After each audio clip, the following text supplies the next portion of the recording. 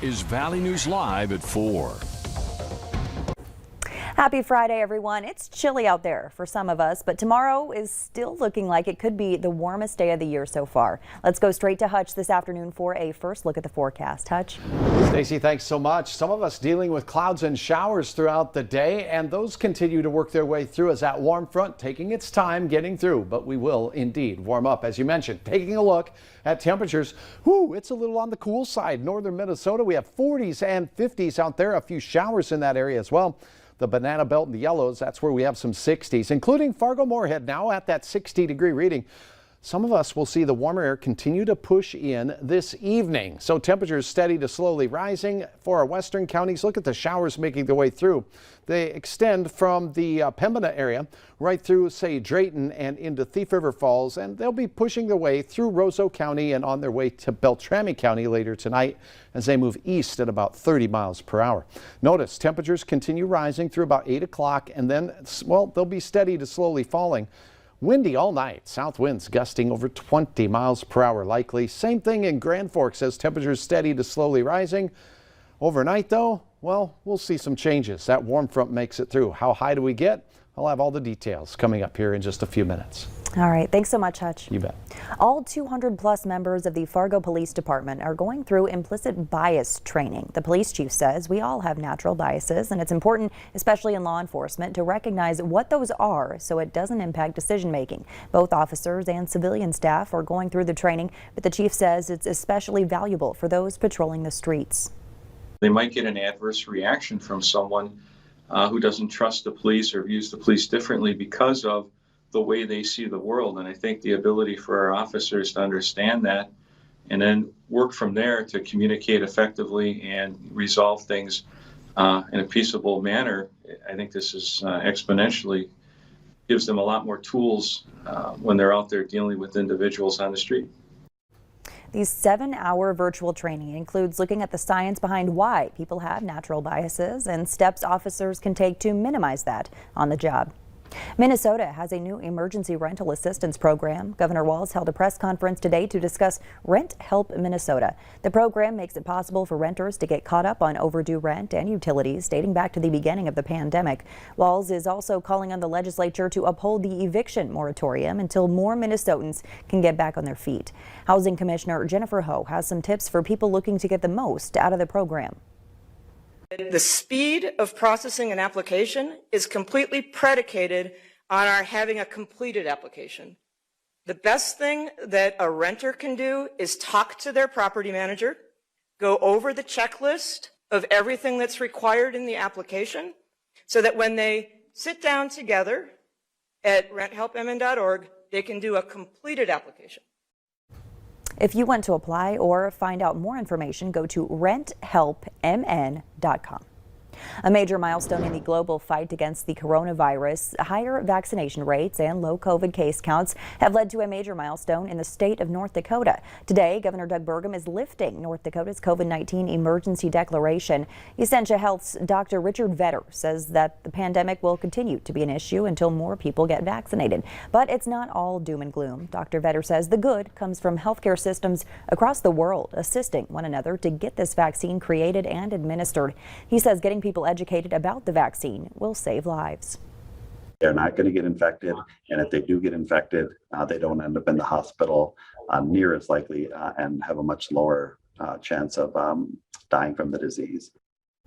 The next step, finding a vaccine option for those under the age of 16 and getting more of the 20 to 30 age group vaccinated.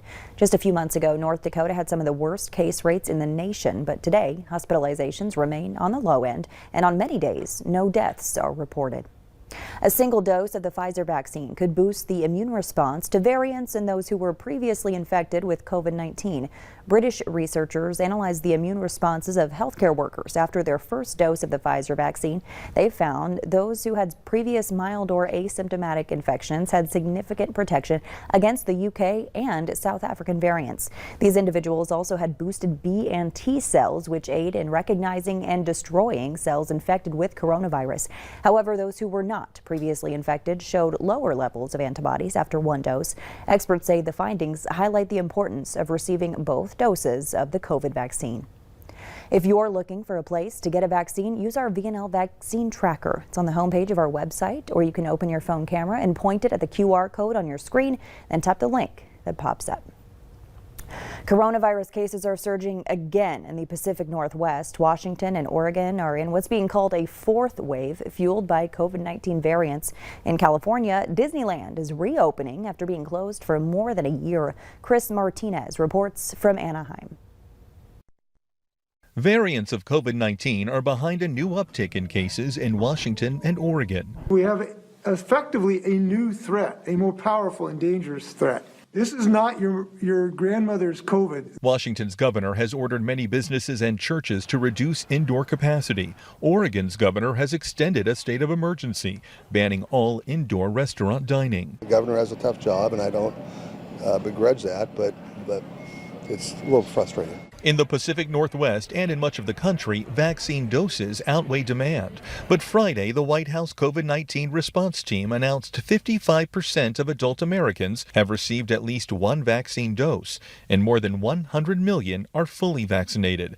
Health officials are working with social media sites to reach the unvaccinated. We still have way too much disinformation spreading on those sites, and it presents a clear and present danger, I believe, to people who need to be protected from COVID. Here in California, Disneyland closed its mass vaccination center and is now reopened as a theme park, 13 months after it closed.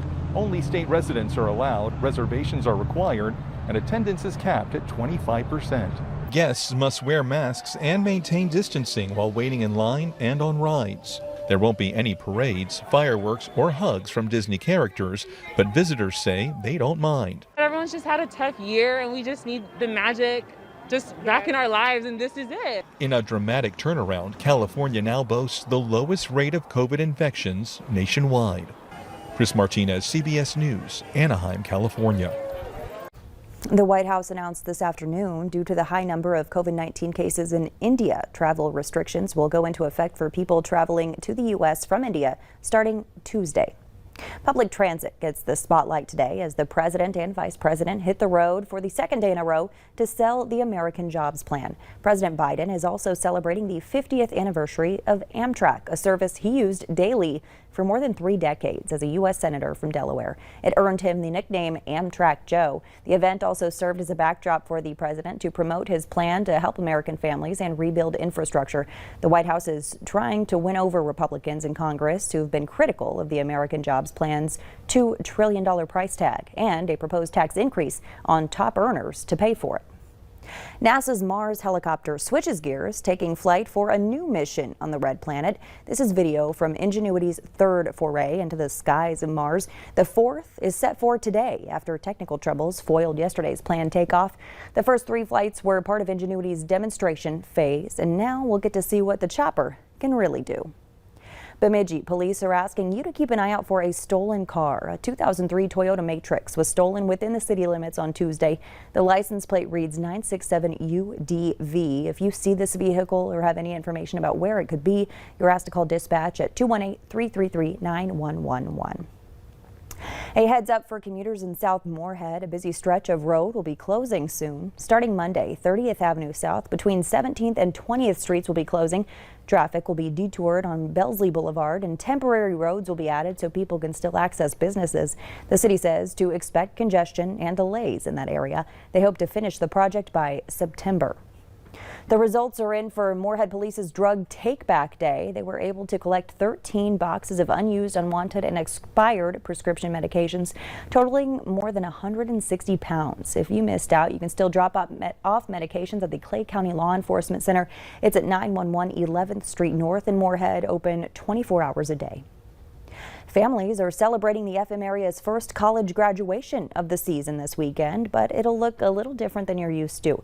Commencement at Concordia College on Sunday will not include any guests. It'll be graduates only in the Memorial Auditorium, and there will be other COVID protocols in place as well. Families and friends will have to watch through a live stream. Concordia is holding 2 ceremonies, one at 10 a.m. Sunday and the other at 2 p.m. Summer's right around the corner, and that means Moorhead Cruise Night is back. The Center Avenue Bridge to 7th Street will be blocked off and lined with classic and custom cars. It's the first event of the year, and it'll take place on May 6th. Then events on the first Thursday of each month until September. It'll start at 5 p.m. and go on until 8:30. The NFL draft continues on tonight with the second and third rounds in Cleveland, Ohio, and the Bison are still on the board. Trey Lance stole the show in the first round, going third overall to San Francisco last night. The 20-year-old quarterback is already in San Francisco and opening that next chapter. Offensive lineman Dylan Radins and former linebacker Jabril Cox are both expected to hear their names called tonight. Coverage begins again tonight at 7 on the NFL Network and ESPN. The Bison left Fargo today for Texas in this weekend's playoff game against Sam Houston State. Remember, that game is on Sunday beginning at 2. It's on ESPN. Just as importantly, certainly to us, our pregame show starts at 1 Sunday afternoon here on KX4. That'll take you all the way up to kickoff at 2. Again, pregame show at 1 on KX4. Bison game at 2 on ESPN. Straight ahead, some tips if you're adding digital decluttering to your spring cleaning list. And the slow-moving warm front making its way through the region. Some of us having showers, and temperatures today holding near 50 in northwest Minnesota. We just hit 60 degrees in the Fargo-Moorhead area. We're on our way to bigger temperatures to start your weekend. We'll have the latest on that and a chance of weekend showers as well right after this.